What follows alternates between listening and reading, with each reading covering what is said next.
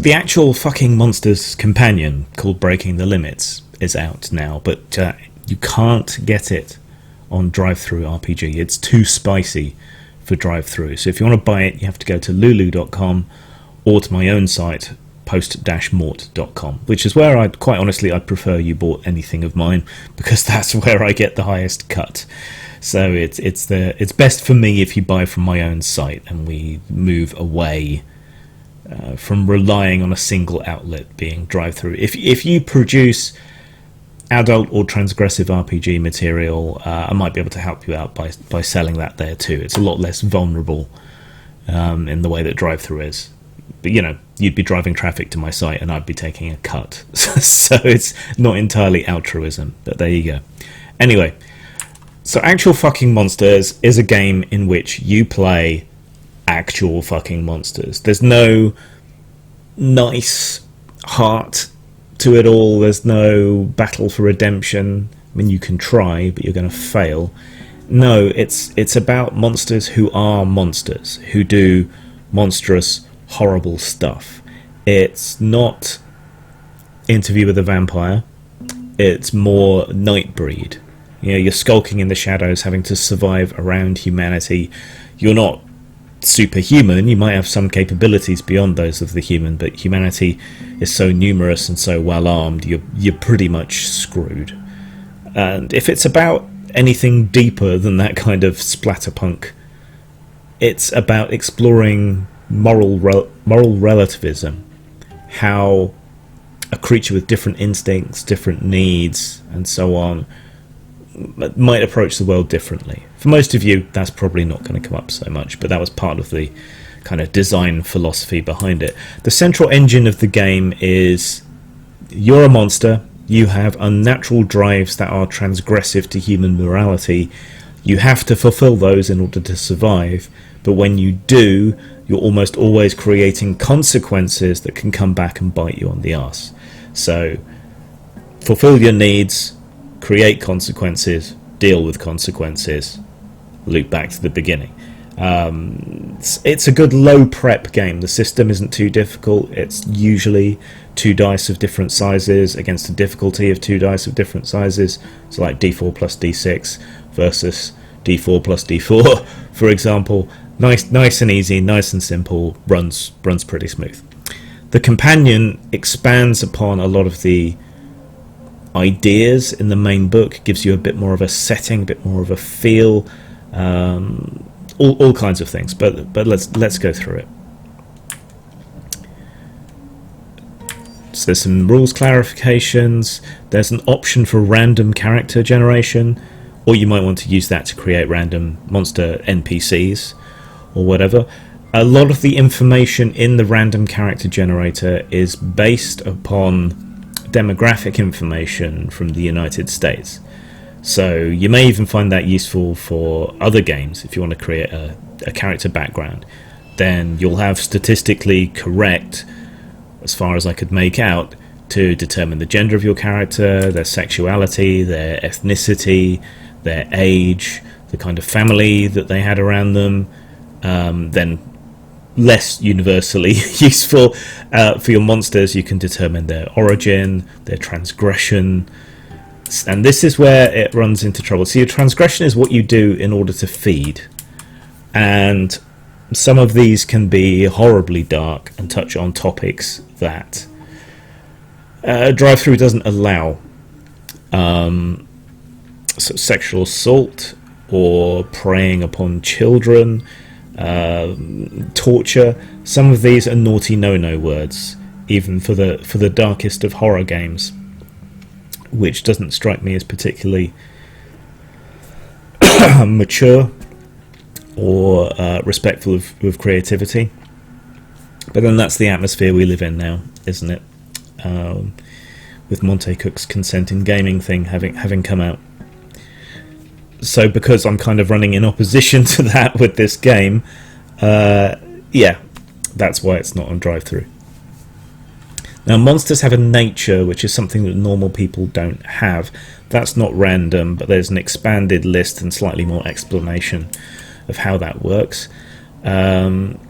expanded rules for masks. And masks are the kind of career or job that you do, or what you had when you used to be a human. So if you were a policeman who became a monster, your mask would be policeman. But there's better rules and better explanations for having multiple masks now, so you can have multiple roles. So your life as a monster, your life as whatever it was you did in life. And maybe you can expand on that as the game continues. There's a way to randomise your sort of class and wealth status that's there.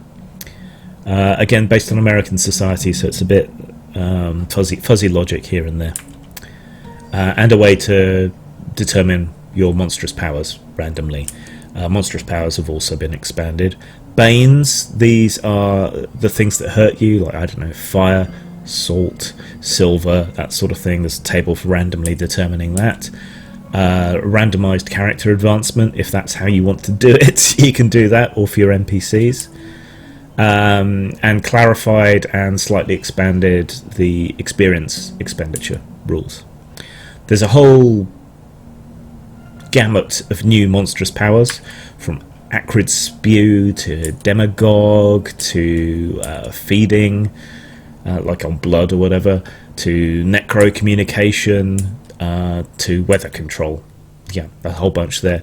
There's a whole new character type that isn't exactly a monster, and that's a black magician.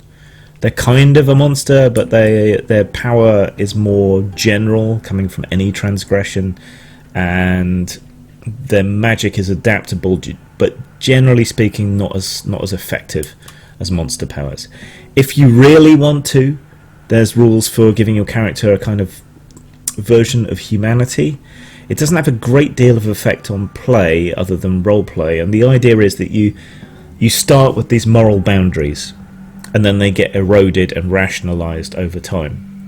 So say you had the sort of humanity descriptor shall not kill, and then you're forced into a situation where you do have to kill someone. That might then erode to only kill in self-defense, and then that might erode to only kill if they're a credible threat, and so on and so forth. So it's more a role-playing tool about eroding ideals than anything else. The whole game is meant to be a kind of dark spiral to your inevitable death, but if you go into the game knowing that, then it's more enjoyable. There are rules for playing as hunters. You know, hunters were antagonists in the back of the original book, but that's now been expanded out. So if you wanted to run a hunter campaign hunting these monsters, you now can, and there's rules for character generation for monsters and so on. There's expanded information on the Vatican Inquisition. There is more expanded information on the generals, who are sort of a Protestant Puritan monster hunting crew. More expanded information on Stargate, which is the abandoned US project which discovered monsters there. Expanded information on the Academia, the Institut Bioenergetic, which is the Russian sort of understanding and investigation into monsters and their powers and so on. So there's expanded information for them, including some weird old Cold War technology from the crazier end of the Soviet Union's research. Expanded information on the, I'm going to murder the pronunciation, is it Shacha Mekobal, or Black Kabbalists, which is kind of Mossad group of rabbis, and their access to divine magic and golems, which they use to hunt monsters, including immortal Nazi monsters who are still around. There's the Names of God, who are an Islamic monster hunting group. Deep Org, which is a Scientologist monster hunting group, expanded rules on there on them. The Kirpa Anar, who are a band of Sikh monster hunters. I've always had a huge amount of respect for Sikhs, and it was kind of fun to give them their own thing, sort of tying into their martial tradition and so on. And there's rules for independent hunters, if you wanted to play the hunters from one of your favourite TV series or whatever.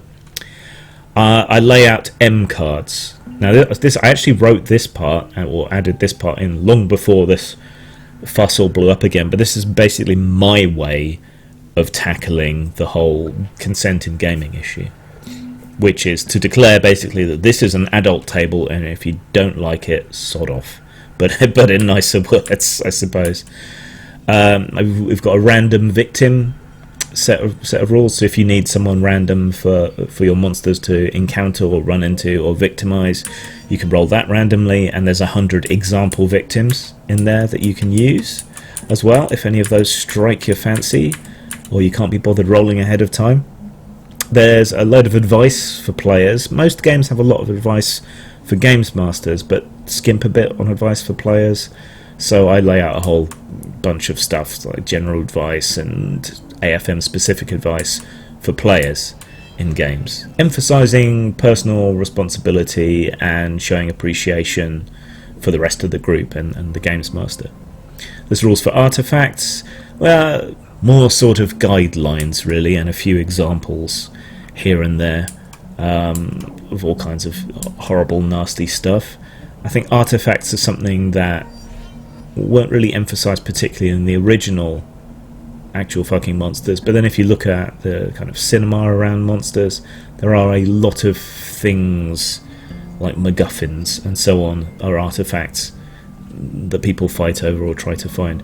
There's a section with a kind of vague outline of the world as I kind of imagine it, some example organisations and so on, how monsters communicate and so on like that. And then you've got adventure seeds and a whole sort of laid out example of play that's probably, you know, it's not a whole session, but it's enough to demonstrate how I would run the rules, how I would present the world and so on, so you have an idea of what I would do. So that's all there. So yeah, go buy it.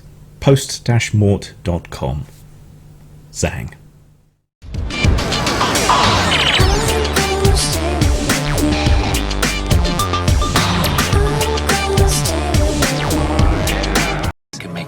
I can get you anything you want. You just have to talk to me. Talk to me. Talk to me. Talk to me. I'm your priest. I'm your shrink. I'm your main connection to the switchboard of souls. I'm the magic man. The Santa Claus of the subconscious. You say it. You even think it. You can have it.